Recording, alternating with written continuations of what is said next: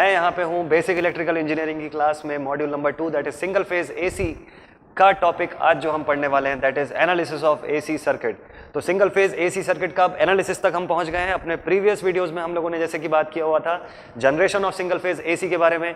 Generation cover up करने के बाद हम फिर गए थे नेक्स्ट वीडियो पे अपन ने पढ़ा हुआ था रिप्रेजेंटेशन ऑफ एसी। रिप्रेजेंटेशन का एक बार क्विकली रिवाइज कर लीजिए। रिप्रेजेंटेशन में हम लोगों ने पढ़ा था 3 basic methods. First one was graphical, second one was magnitude, third one was mathematical form. उसके बाद कंटिन्यूसली हम लोगों ने उनके सब डिविजन्स को भी पढ़ा। अब आज के इस वीडियो में हम स्टार्ट करने वाले हैं analysis of single phase AC circuit. काफ़ी इंपॉर्टेंट टॉपिक है ये, काफ़ी इंपॉर्टेंट है आपके एग्जाम के पॉइंट ऑफ व्यू से, क्योंकि entirely this topic is a derivation topic. ये डेरिवेशन सिंपल भी हैं उतने ही कंसेप्चुअल भी हैं। 3 बेसिक से डेरिवेशन में कराऊंगा आपको इसके अंदर, उसके बाद आप इनके कंबाइंड सर्किट्स को पढ़ सकते हैं। ये 3 बेसिक डेरिवेशन लेकिन सबको आना चाहिए। तो सबसे पहला चीज़ analysis of single phase AC circuit के अंदर हम क्या क्या कवर अप करने वाले हैं इस वीडियो में, वो मैं पहले आपको बता देता हूं। तो analysis of AC circuit basically 3 type के एलिमेंट्स के लिए करने वाले हैं। एलिमेंट्स सबसे पहला element, first element that is resistive load. Our second element is inductive load and our third element will be capacitive load। ठीक है, एक ही वीडियो में काफ़ी ज़्यादा लेंदी ना हो जाए ये डेरिवेशन पढ़ते पढ़ते, इसलिए मैंने इस पर्टिकुलर वीडियो में 2 टॉपिक्स को एक साथ रखा हुआ है, that is resistive load and inductive load. अपने नेक्स्ट वीडियो में मैं आपको बताऊंगा कैपेसिटिव लोड के बारे में। बिल्कुल शॉर्ट सा वीडियो होगा, सप्लीमेंट्री वीडियो होगा इसी के साथ साथ, सो दैट कि एक ही वीडियो में बहुत सारा लेंदी टॉपिक नहीं होना चाहिए। थोड़े से बड़े डेरिवेशन है, थोड़ा डिटेल में पढ़ना चाहते हैं हम लोग इस चीज़ को। इसको जानना भी काफ़ी ज़रूरी है, क्योंकि जब न्यूमेरिकल आप बनाएंगे तो आपको पता होना चाहिए लीडिंग और लैगिंग कंडीशन कहाँ से आ रहा है। तो आपको सिर्फ एलिमेंट्स को देख के आइडेंटिफाई करना पड़ेगा कि उस सर्किट में करंट लीड करेगी या लैग करेगी, वोल्टेज लीड करेगी या लैग करेगी। ठीक है, तो उसके लिए आपको ये 3 टॉपिक्स पढ़ना बहुत ज़रूरी है। इन्हीं को हम अपने बुक में RLC के फॉर्म में स्टडी करते हैं। ठीक है, तो आज के इस पर्टिकुलर वीडियो में मैं जो एनालिसिस कवर अप करने वाला हूँ वो R और L लोड्स के बारे में कवर अप करने वाला हूँ। तो आइए सबसे पहले सीधे पॉइंट पे चलते हैं और शुरुआत करते हैं रेजिस्टिव लोड के केस में AC का एनालिसिस। लेकिन उससे पहले मैं आपको 2 और चीज़ें बता दूँ। सबसे फर्स्ट थिंग आपके माइंड में ये बिल्कुल क्लियर होना चाहिए कि एनालिसिस पढ़ क्यों रहे हैं आप, एनालिसिस की ज़रूरत क्या है, और ये जो डेरिवेशन करते हैं इसका एंड क्या है, क्यों कर रहे हैं हम लोग ये डेरिवेशन। तो बेसिक सा चीज़ है, एनालिसिस करने का मतलब ये है कि हम जब भी कोई नई क्वांटिटी को बनाते हैं और उसको एक्सप्रेस करना सीखते हैं, तो important task is that we should know its particular behaviour depending upon various other characteristics, various other conditions that we are going to subject that particular quantity into. यानी उस क्वांटिटी को हम किस कंडीशन में रखने वाले हैं और हर सिचुएशन में वो कैसे बिहेव करेगी, वो हमको स्टडी करना है। बिहेवियर अगर मैं एसी के टर्म्स में बोलूँ तो सिर्फ 2 टाइप के बिहेवियर स्टडी करेंगे हर एनालिसिस के अंदर। हम पहली चीज़ जो स्टडी करेंगे that is relation between voltage and current due to that load। उस पर्टिकुलर लोड के होने से वोल्टेज और करंट के बीच में क्या रिलेशन बनता है, कौन लीड करता है, कौन लैग करता है, कितने डिग्री से लीड लैग होता है। पहला चीज वो स्टडी करेंगे हम। और सेकंड थिंग जो स्टडी करेंगे दैट इज पावर डिसिपेटेड। तो डिसिपेटेड पावर, कौन सा ऐसा लोड है जो पावर डिसिपेट करता है और कौन सा लोड जिसके अक्रॉस पावर नहीं डिसिपेट होती है, जो 0 डिसिपेट होती है, इसको भी हमको स्टडी करना होता है। तो बेसिकली पूरा डेरिवेशन इन्हीं 2 चीज़ों को प्रूव करने के लिए होता है। अपार्ट फ्रॉम दैट जब आप इंपिडेंस ट्रायंगल पढ़ेंगे तो इस इंपिडेंस ट्रायंगल पे जाने से पहले आपको कुछ रिएक्टेंसेस की वैल्यू की जरूरत पड़ती है। तो रिएक्टेंसेस की वैल्यू कैलकुलेट करने के लिए भी ये डेरिवेशन किया जाता है। जैसे 2 एलिमेंट्स हम यूज कर रहे हैं, इंडक्टर और कैपेसिटर, तो उसके अंदर रिएक्टेंसेस भी मिलेंगे आपको, inductive reactance and capacitive reactance. उनकी वैल्यू का भी एस्टिमेशन इसी डेरिवेशन के अंदर होगा। तो सीधे लेके चलता हूं मैं आपको रेजिस्टिव लोड के डेरिवेशन पे और शुरुआत करते हैं पहला derivation that is the AC circuit containing purely resistive load. शुरुआत करेंगे फर्स्ट डेरिवेशन इसी से। तो first topic AC circuit containing purely resistive load. Analysis का पहला पार्ट ये अज्यूम करके हम चल रहे हैं कि यहाँ पे एक प्योरली रेजिस्टिव लोड लगा हुआ है इस सर्किट पे। ये एसी सप्लाई सोर्स, ये प्योरली रेजिस्टिव लोड, इसकी रेजिस्टेंस को हम लोगों ने अज्यूम किया R ओम्स। ये सप्लाई, अब चूंकि हमको वोल्टेज और करंट का रिलेशन फाइंड आउट करना है अपने फर्स्ट पॉइंट पे, तो फर्स्ट पॉइंट पे वोल्टेज और करंट का रिलेशन अगर फाइंड आउट करना है तो दोनों में से किसी एक चीज को आपको रेफरेंस लेके चलना पड़ेगा, एक चीज को कांस्टेंट रख के चलना पड़ेगा। तो अगर रेफरेंस आप अज्यूम करते हैं तो जैसे कि मैं यहाँ पे अज्यूम कर रहा हूँ, let us assume the supply voltage to be Vm sin omega t volts. किसी एक इंस्टेंट की वोल्टेज की वैल्यू मैंने अज्यूम करके रखा है। आप चाहे तो करंट की वैल्यू अज्यूम कर सकते हैं और उसके रिस्पेक्ट में आप वोल्टेज कैलकुलेट कर सकते हैं, ठीक है। तो अब मुझे इसके रिस्पेक्ट में करंट की वैल्यू कैलकुलेट करनी है फॉर दिस रेजिस्टिव लोड, और at last I will study और I will show the comparative study कि वोल्टेज और करंट दोनों के बीच में क्या रिलेशन आया। तो आइए सबसे पहले शुरू करते हैं इसका डेरिवेशन, और मैं यहाँ पे सबसे पहले लिख लेता हूँ कि late us assume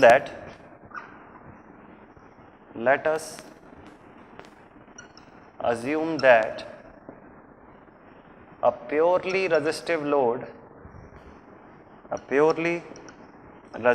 load R ohms, एक purely resistive load R ohms का मैंने कनेक्ट करके रखा हुआ है, is connected across a supply of V is equals to Vm sin omega t volts। ये बन गई हमारी फर्स्ट इक्वेशन। ये अजम्पशन है, ये हम लोगों ने अज्यूम कर लिया कि एक सप्लाई जो है वो हम लोगों ने V equals to Vm sin omega t volt इसको प्रोवाइड किया हुआ है। अब स्टडी करेंगे कि करंट का क्या रिलेशन होता है इसमें। So if this is the instantaneous value of voltage, then for current by Ohm's law we can write it as small v by r। ये लिख सकते हैं हम बाय यूजिंग ओम्स लॉ। भाई अगर रेजिस्टेंस लगा हुआ है तो आप ओम्स लॉ सीधे सीधे इस पे अप्लाई कर सकते हैं। ओम्स लॉ अगर मैं अप्लाई करूंगा और ये इंस्टेंटेनियस वैल्यू ऑफ करंट चाहिए मुझे, तो instantaneous value of V upon R के फॉर्म में पुट कर सकता हूं इसको। Now putting the value of V from equation number 1। अब फर्स्ट इक्वेशन में जो इंस्टेंटेनियस वैल्यू ऑफ वोल्टेज है उसको उठा के पुट कर देते हैं इसके अंदर। So now we get I is equals to Vm sin omega t divided by R। Ohm's law के फॉर्म में सिंपल सा एक कंपैरिजन करना है आपको। अगर मैं आपको ये बोलता हूँ कि स्मॉल v बाई r आप करते हैं ओम्स लॉ के फॉर्म में, तो आपको क्या मिलेगा? करंट स्मॉल i, मतलब instantaneous value of voltage with respect to resistance अगर आपने लिखा तो जो करंट बनेगी इससे, that should be instantaneous value of current. Similarly अगर मैं लिखूं v एवरेज बाई r, तो इससे मिलने वाली current should be I average, ठीक है। अब वापस आ जाते हैं हम लोग इस पॉइंट पे। अगर साइन ओमेगा टी के टर्म्स को आप हटा देते हैं तो यहाँ पे आपको क्या वैल्यू मिलेगी? Vm upon R, that is maximum value of voltage divided by resistance. So we can directly write it as I is equals to Im, peak value of voltage by R should be equal to peak value of current into बाकी का equation वैसे का वैसे ही लिख देते हैं sine omega t.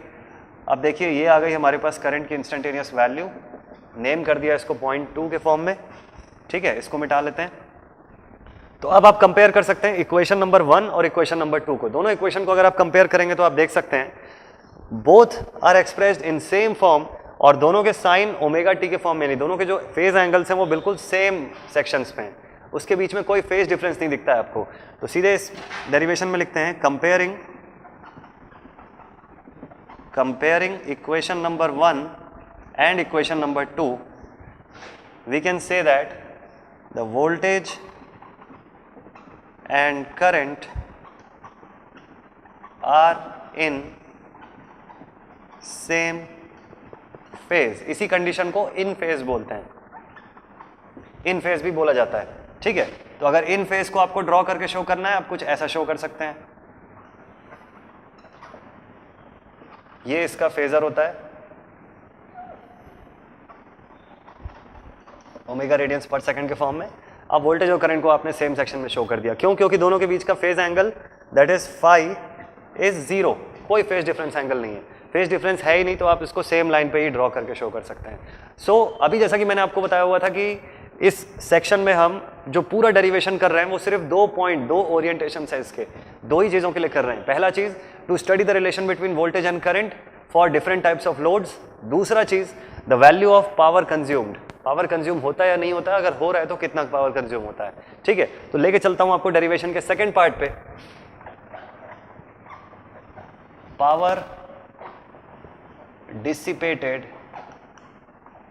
इन purely resistive load. अब purely resistive load में पावर डिसिपेटेड कैसे स्टडी करेंगे, तो सिंपल सा काम करते हैं, पावर की इक्वेशन लिख लेते हैं, power is equal to V into I के फॉर्म में। अब ये वी और आई क्या होगा, जो आपके इक्वेशन में पॉइंट नंबर 1 और पॉइंट नंबर 2 जो आपने कैलकुलेट किया होगा, इन्हीं वी और आई को आपको पुट करना है इस सेक्शन से। तो पुट कर देते हैं value, putting the values of V and I from equation number 1 and equation number 2। अब इसको लिख सकते हैं हम, P is equal to V m sine omega t and I m sine omega t. ठीक है, पावर की वैल्यू कैलकुलेट करनी है हमको। तो अब वी एम आई एम को सेपरेट कर दिया, P is equal to V m I m sine square theta sine square omega t, और P is equal to V m I m 1 minus cos 2 theta by 2। ठीक, अब average calculate कर रहे हैं हम, एवरेज कैलकुलेट कर रहे हैं, मल्टीप्लाई कर देते हैं, एवरेज सॉरी पावर कैलकुलेट कर रहे हैं हम लोग, एवरेज नहीं कैलकुलेट कर रहे हैं।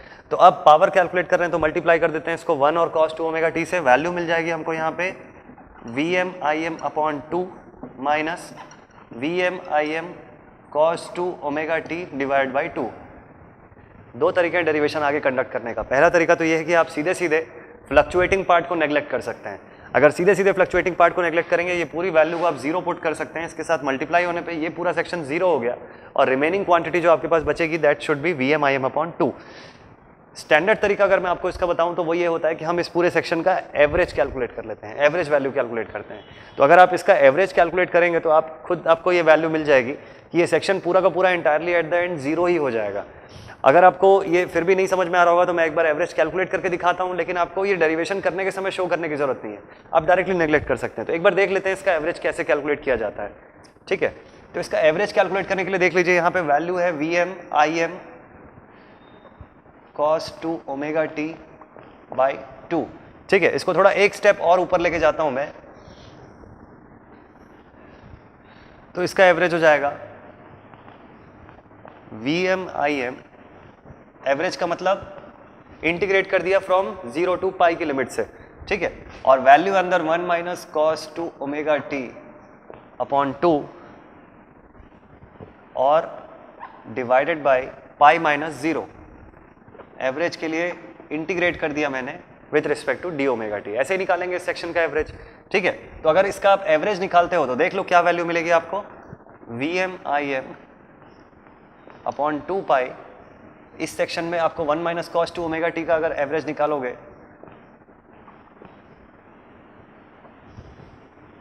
तो इसको सिंप्लीफाई करने पे आपको जो वैल्यू मिलेगी that will B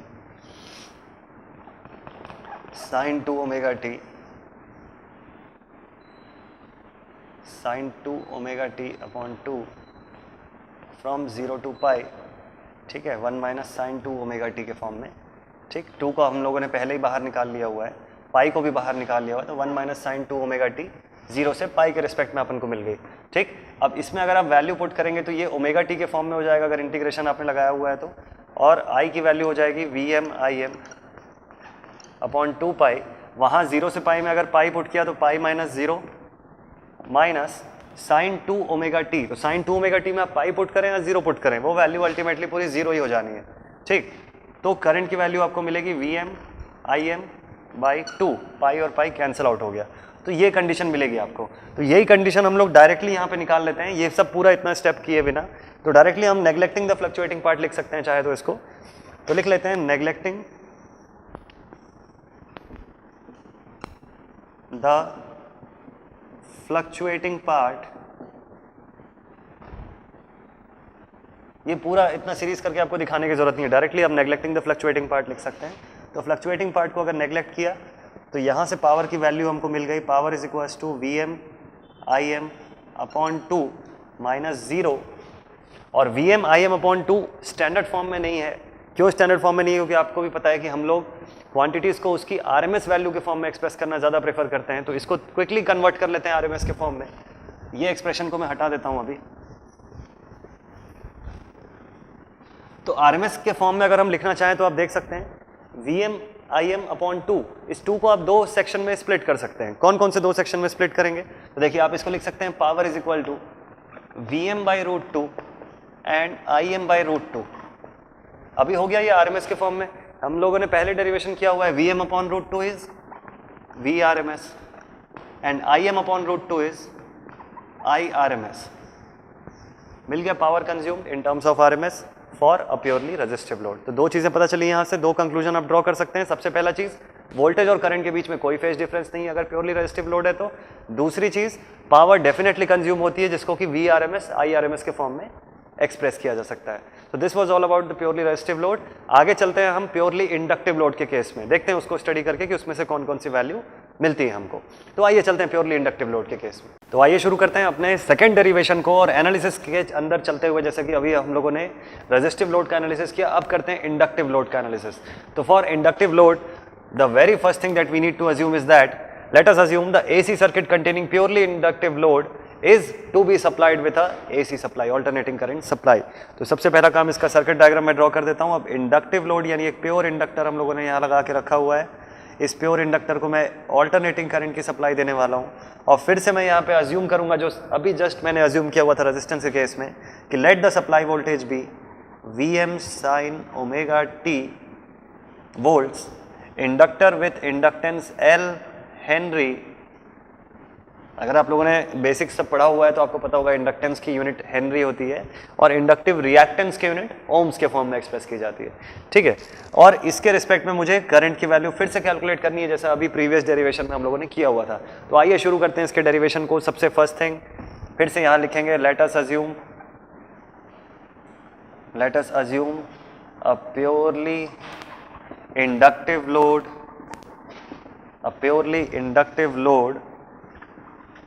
to be connected across a supply of V is equals to Vm sin omega t। फिर से एक बार इस सप्लाई वोल्टेज को मैंने रेफरेंस लेके रखा हुआ है और अब इसके रिस्पेक्ट में मैं कैलकुलेट करके वैल्यू बताने वाला हूं। तो late us assume V is equals to Vm sin omega t supply दिया हुआ है। Since it is a inductor that is a coil.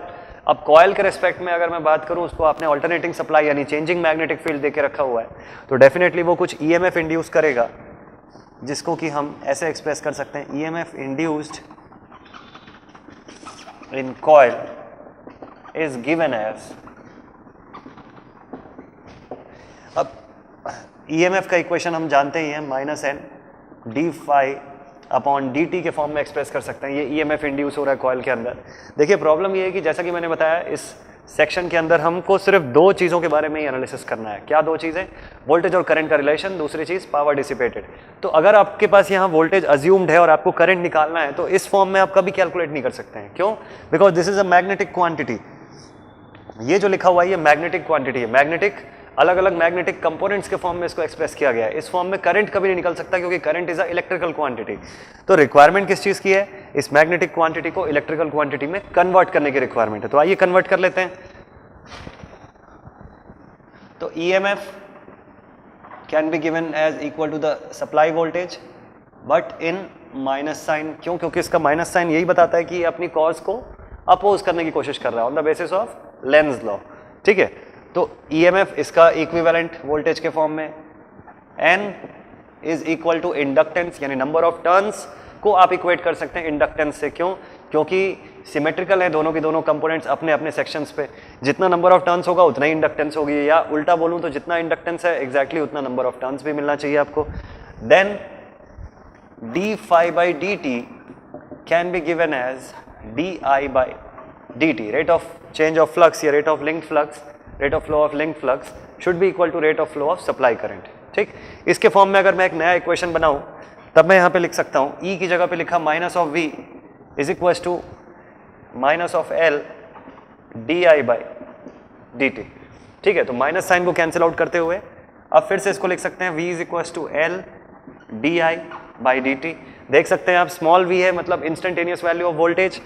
First equation में इसकी वैल्यू एक्सप्रेस्ड की हुई है पहले से, तो लिख लेते हैं, इसको रेफर कर लेते हैं।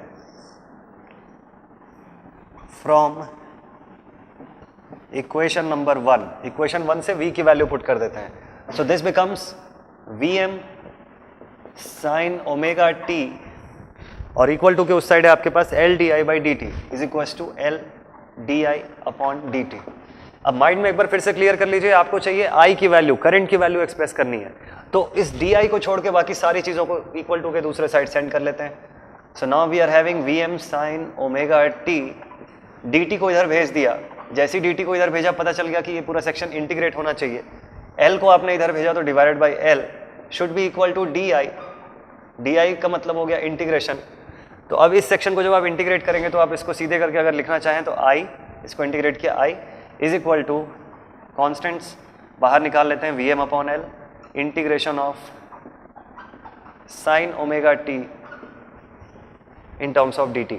तो देख सकते हैं sine omega t with respect to dt आपको इंटीग्रेट करना है, तो वैल्यू निकाल लेते हैं इसकी, i is equal to Vm अपॉन l, साइन ओमेगा टी को आपने इंटीग्रेट किया तो मिल गया आपको minus cos omega T upon omega, क्यों? क्योंकि dt के रिस्पेक्ट में इंटीग्रेट कर रहे हैं, डी ओमेगा टी के रिस्पेक्ट में करते हैं तो ये चीज़ नहीं मिलती आपको, ठीक है। और इसको थोड़ा सा प्रॉपर वे में अगर मैं लिखूं तो minus Vm upon omega l cos omega t, ठीक। आपके माइंड में आएगा करंट की वैल्यू आ चुकी है, आप इसको कंपेयर करना चाहेंगे फर्स्ट इक्वेशन से, लेकिन वहीं प्रॉब्लम हो जाएगी, क्यों? क्योंकि इसको आपने एक्सप्रेस किया है कॉस के फॉर्म में, जबकि पहला इक्वेशन जो है वो साइन के फॉर्म में है। तो अगर आपको कंपेयर करना है तो दोनों को सेम फॉर्म में होना जरूरी है। सेम फॉर्म में लाने के लिए इसको कन्वर्ट कर सकते हैं, उसको क्यों नहीं कन्वर्ट कर रहे हैं? क्योंकि ये सही फॉर्म में, साइनोसॉइडल फॉर्म में ही है और उसी में हमको सॉल्व करना होता है, ठीक है। तो कन्वर्ट कर लेते हैं इसको, तो अब इसको हम लिख सकते हैं कि i इज इक्वल टू, ये माइनस साइन भी हटाना है तो इसको लिख लिया Vm upon omega l into sine omega t minus pi by to, theta minus 90 degree के फॉर्म में एक्सप्रेस कर दिया, तो वो माइनस साइन भी हट गया और at the same time sine के फॉर्म में भी वो कन्वर्ट हो गया। एक चीज़ अभी भी प्रॉब्लम कर रही है कि देखिए आप फर्स्ट इक्वेशन में क्वांटिटी को पीक वैल्यू के फॉर्म में एक्सप्रेस किए, यहाँ पीक वैल्यू के फॉर्म में नहीं एक्सप्रेस कर पा रहे हैं करंट को, तो पीक वैल्यू के फॉर्म में एक्सप्रेस करने के लिए एक और काम कर लेते हैं, comparing it with Ohm's law. Ohm's law, अगर इसके ऊपर ओम्स लॉ अप्लाई करें तो आप जानते हैं कि यहाँ पे इंडक्टर और कैपेसिटर के अंदर होते हैं रिएक्टिव कंपोनेंट्स, तो अगर आप इसको रिएक्टिव कंपोनेंट के फॉर्म में एक्सप्रेस करेंगे तो हम जानते हैं कि यहाँ पे Vm sin omega t minus pi by two represent कर रहा है पूरी वोल्टेज को divided by the reactive component Ohm's law से कंपेयर करने से। So we can directly say that XL is equal to omega L, ये कैसे पता चला? By Ohm's law, by Ohm's law, ठीक है। चूंकि आपने ऑलरेडी लिख लिया हुआ है इसको तो बार बार इसको दोबारा लिखने की भी जरूरत नहीं है, सीधे लिख सकते हैं XL is equal to omega L। XL की वैल्यू पुट कर देता हूं इसके अंदर, अब ये हो जाएगा Vm by XL sine omega t minus pi by two. अब ओम्स लॉ से अगर आप इसको कंपेयर करते हैं तो maximum voltage upon reactance should be equal to maximum current, तो Vm अपॉन XL की जगह आप Im लिख सकते हैं just by comparing with Ohm's law, और यहां वैल्यू मिल गई sine omega t minus pi by two, फिर से साइड पे लिख दिया बाय ओम्स लॉ, ठीक है। तो Vm अपॉन XL को मैंने कन्वर्ट कर दिया Im के फॉर्म में, और ये मिल गई मुझे पूरी करंट की इक्वेशन, और इस इक्वेशन को आप कंपेयर कर सकते हैं सीधे सीधे इक्वेशन नंबर 1 से। If this is our equation number 2 and if this one is our equation number 1, आप सीधे सीधे कंपेयर करके कंपैरेटिव एनालिसिस करके कंक्लूजन ड्रॉ कर सकते हैं कि अगर किसी सर्किट में प्योरली इंडक्टिव लोड लगा हुआ है तो उस कंडीशन में देखिए सप्लाई वोल्टेज की value Vm sin omega T, Vm sin theta, supply current की value Im sin theta minus pi by two यानी माइनस 90 डिग्री, तो वोल्टेज था थीटा पे, करंट मिल गया माइनस 90 डिग्री पे। तो मतलब सीधा कंक्लूजन है कि in case of purely inductive load, for purely inductive load current lags यानी करंट पीछे चलती है from voltage ideally by 90 degrees. तो ये कंक्लूजन हमको ड्रॉ करना था, इसी के लिए इतना बड़ा डेरिवेशन कर रहे थे हम लोग। कंक्लूजन में ड्रॉ करना था कि वोल्टेज करंट का क्या रिलेशन है अगर इंडक्टिव लोड है। तो जैसा आपने रेजिस्टिव लोड में देखा कोई फेज डिफरेंस नहीं था, इंडक्टिव लोड में डेफिनेटली फेज डिफरेंस है और करंट लैग करेगी। तो जब न्यूमेरिकल में मुझे इंडक्टर दिखेगा और एक रजिस्टर दिखेगा सीरीज में और क्वेश्चन सॉल्व करना होगा तो मैं क्या करूंगा, सीधे सीधे देखूंगा कि भाई रेजिस्टेंस के कारण तो कोई लीड लैग नहीं होता है, तो मैं इंडक्टर को देख के सीधे बता दूंगा कि यहाँ पे जो भी फाई निकालूंगा, phase angle, phase difference angle, वो फाई में हमेशा मुझे करंट को लैग ही रखना है फ्रॉम वी। क्यों? क्योंकि वहां इंडक्टर लगा हुआ है और इंडक्टर के केस में मैंने ये चीज पहले से पढ़ा हुआ है। ठीक, इस पूरे डेरिवेशन से आप इस चीज को समझ सकते हैं। ठीक है, तो ये तो था इस डेरिवेशन का एक पार्ट। दूसरे पार्ट पे लेके चलता हूं आपको जहां पे हम पावर की वैल्यू कैलकुलेट करेंगे इसी इंडक्टिव लोड के लिए। तो आइए साइड पे लिखते हैं यहां पे power in AC circuit with purely inductive load. ठीक है, एसी सर्किट के अंदर का power for purely inductive load. तो फिर से पावर का वही same formula, power is equal to V into I. अब इसके अंदर जो V और I हम लोगों ने कैलकुलेट किया हुआ है दोनों को पुट कर देते हैं। तो V was assumed value that is Vm sine omega t, और I की वैल्यू हमको लास्ट में मिली Im sign omega t minus pi by 2। ठीक है, मल्टीप्लाई कर देते हैं दोनों वैल्यू को, पावर की वैल्यू मिल गई। पहले तो माइनस में इसको कन्वर्ट जब किया तो Vm Im sign omega T into cos omega T, इसका इसी फॉर्म से हम लोगों ने इसको कन्वर्ट किया था, वापस लेके आ गए माइनस कॉस ओमेगा टी के फॉर्म में, ये वैल्यू आ गई यहाँ पे माइनस की। अब इसको लिख दिया साइन थीटा कॉस थीटा। अब इसके आगे कैसे सिंप्लीफाई करें, तो एक काम करते हैं, पूरे इक्वेशन को मल्टीप्लाइंग एंड डिवाइडिंग विद 2 कर देते हैं। तो लिख लेते हैं मल्टीप्लाइंग एंड डिवाइडिंग विथ 2। ठीक है, 2 से मल्टीप्लाई और डिवाइड कर देते हैं। इक्वेशन क्या बन जाएगा, minus Vm Im upon 2 into 2 sine theta cos theta. तो 2 साइन थीटा कॉस थीटा क्या होता है, लिख लेते हैं इसको भी, minus Vm Im upon 2 sine theta cos theta that is sine 2 theta. अब इस पूरे सेक्शन को अगर आप फिर से कैलकुलेट करेंगे, फिर से देखेंगे, तो आप फिर चाहें तो इसका पूरा जस्टिफाइड डेरिवेशन कर सकते हैं, या तो आप सीधे सीधे नेग्लेक्टिंग द फ्लक्चुएटिंग पार्ट लिख सकते हैं। अगर इस फ्लक्चुएटिंग पार्ट को नेग्लेक्ट किया, यानी जीरो अज्यूम किया, इसको मल्टीप्लाई किया इस पूरे सेक्शन से, तो ओवरऑल पावर की वैल्यू 0 ही मिलेगी। Neglecting the fluctuating part. ठीक है, आप इसको चाहें तो कंप्लीट 360 डिग्री के लिए भी सॉल्व करके देख सकते हैं, वैसे भी आपको 0 वैल्यू मिलेगी। तो इससे 2 कंक्लूजन ड्रॉ हुआ। पहला कंक्लूजन, इंडक्टिव लोड अगर लगा हुआ है तो डेफिनेटली करंट लैग करेगी सप्लाई वोल्टेज से बाय 90 डिग्रीज आइडियल कंडीशन पे। दूसरा चीज, power dissipated for a purely inductive load net power must be equal to 0। तो ये 2 कंक्लूजन ड्रॉ हुआ। तो इस पर्टिकुलर वीडियो में हम लोगों ने क्या क्या सीखा, 2 टाइप के लोड्स को हम लोगों ने स्टडी किया, resistive load and inductive load. For resistive load voltage और करंट के बीच में कोई फेज डिफरेंस नहीं है, जबकि इंडक्टिव लोड में वोल्टेज लीड कर रही है सप्लाई करंट से 90 डिग्री। अगर ऐसे सीधे बोलूं तो करंट लैग कर रही है सप्लाई वोल्टेज से बाय 90 डिग्री।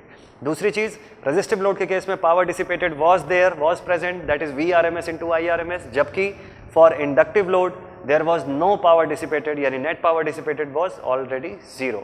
ठीक, तो आने वाले नेक्स्ट वीडियो में हम बात करेंगे कैपेसिटिव लोड के बारे में, तब जाके ये टॉपिक कंप्लीट होगा, that is analysis of single phase AC circuits. तो आज के लिए इस पर्टिकुलर वीडियो में इतना ही। नेक्स्ट वीडियो में जल्दी ही मिलते हैं हम लोग और बात करेंगे फॉर कैपेसिटिव लोड, और ये सेम डेरिवेशन करेंगे, शॉर्ट सा डेरिवेशन रहेगा बिल्कुल। तब तक के लिए थैंक यू वेरी मच।